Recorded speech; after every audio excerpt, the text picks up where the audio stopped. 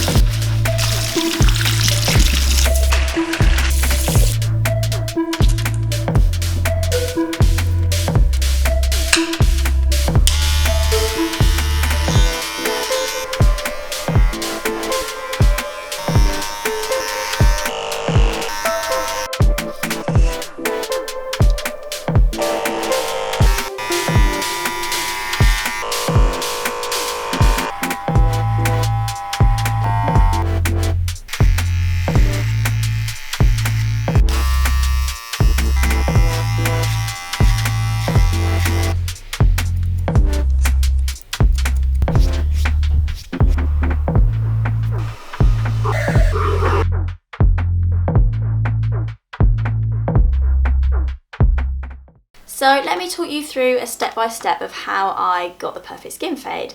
So initially when I first started the skin fade, I had a consultation with my client, and I think this is one of the most important things when skin fading is you've got to do a deep and thorough consultation on how your client wants a skin fade to look, because there are so many versions of a skin fade where the weight line is higher or the weight line is lower, or there's a more defined blend in certain areas, or if the client wants a lower fade or a higher fade. So firstly, I went in with my Wahl 100-year anniversary clippers. Probably one of the most important clippers in this look. It allowed me to initially put my weight line in and my guide for where the haircut was going. So I firstly picked up my grade 2, went in and put my weight line in with the 2. I think a 2 is probably a safe bet for any weight line where the hair is shorter, because you can blend it a lot easier and then it follows down into the fade really nicely. It sets the tone for the haircut. I then went back in with my 1.5, about half an inch underneath where I'd put my 2, fading as I go, doing exactly the same, going around the head. And basically what I did from there was work my way through, so I went back in with a 1 after the 1.5, did the exact same, and then I went to the Wahl little trimmers, so they just helped me get an extra finish on it so it looks more expensive. Once I'd gone from my 100-year anniversary to my 0, that was the next clipper I picked up. And then after the little trimmers, I then went in with the Bolding clippers from Wahl.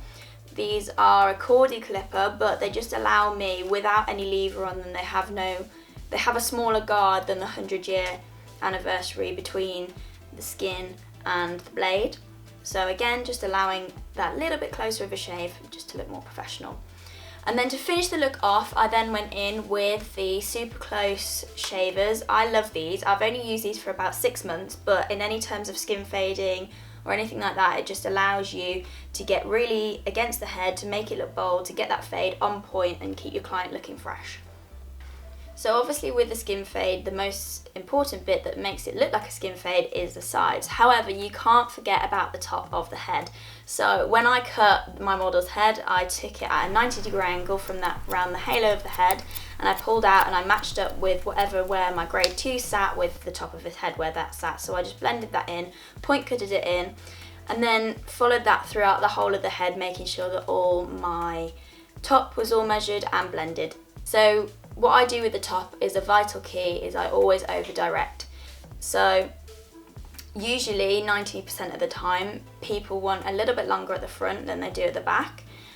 With any haircut, you've got to make sure that you can't have a shorter piece at the back. So what over directing basically is cutting on an angle, on a diagonal angle, which allows the fringe to sit a little bit longer than it does at the back, but still looking blended at the same time. So here are my top 3 tips that I live by when doing a skin fade. Number 1 is good quality tools. So I personally use Wahl, but I have used Andis. There are loads on the market out there that you can go and look at. But the best thing to do with them is know them inside out so you can get the best results for your client, because not knowing your tools is going to be the worst mistake before you come to cut someone's hair. Number 2, a good consultation is vital. You have to know what your client wants, and you have to have the same understanding of what your client wants. If you do the opposite of what they want, they're not going to come back to you. You're going to have a bad review, and that's not what we want. And my 3rd tip is technique. For anyone out there that's want to be as best as they can be, practice, practice, practice. This is the foundation tip that is going to get you the best possible result. So that is it from me today, guys. I hope this video has helped you with some knowledge on how to do a skin fade, and I will link all the products that I've used and any tools I've used down in the description box below. I will also link my Instagram where you can follow me in between videos and see what I get up to.